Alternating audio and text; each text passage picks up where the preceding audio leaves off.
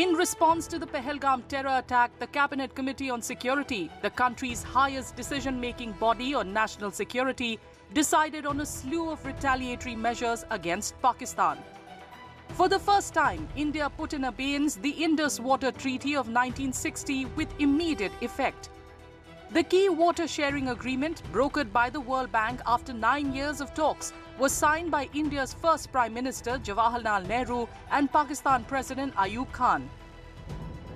The Indus Waters Treaty of 1960 will be held in abeyance with immediate effect until Pakistan credibly and irrevocably abjures its support for cross-border terrorism.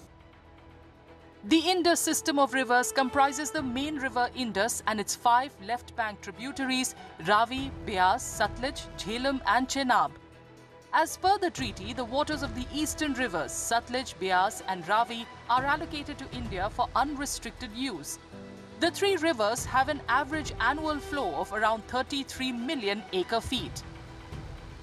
The waters of the western rivers, Indus, Jhelum and Chenab, with an average annual flow of around 135 million acre-feet, is allocated largely to Pakistan.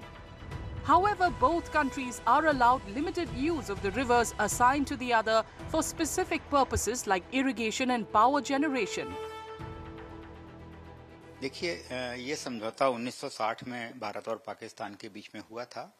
तो इसके तहत जो Indus basin है, जिसमें कि हमारी total 6 river आती हैं, उसमें से 3 नदियों का पानी जो इंडस, झेलम और चिनाब, इनका पानी पाकिस्तान को अलॉट किया गया था और रावी, ब्यास और सतलज, ये 3 नदियों का पानी भारत को अलॉट किया गया था।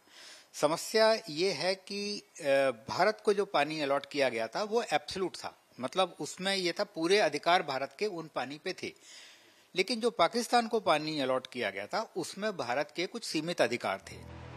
As per the treaty, more than 70% of Indus water system can be used by Pakistan. Experts say that by suspending the treaty, India is under no obligation to follow the restrictions on the reservoir flushing of the Kishanganga reservoir and other projects on western rivers in Jammu and Kashmir.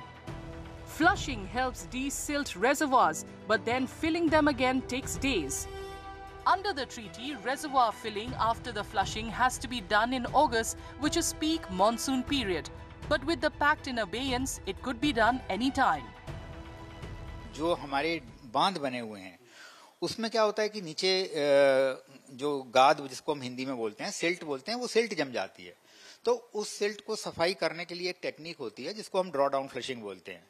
वो draw down flushing अगर हम कर सकते हैं किसी भी project पे, तो हमारा प्रोजेक्ट 400-500 साल तक भी चल सकता है।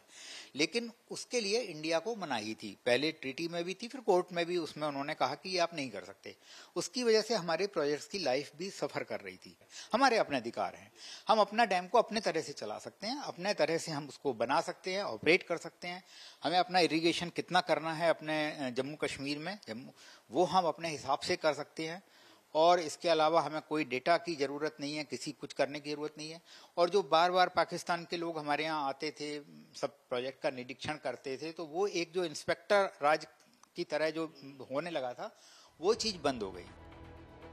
According to the treaty, there are design restrictions on building structures like dams on Indus and its tributaries. In the past, almost every project has been objected to by Pakistan. The objections may no longer be applicable for new projects. India can also stop sharing flood data on the rivers. This could also prove detrimental to Pakistan, especially during the monsoon when rivers swell. India will now have no restriction on storage on western rivers, particularly the Jhelum, and the country can take a number of flood control measures to mitigate floods in the valley, according to experts.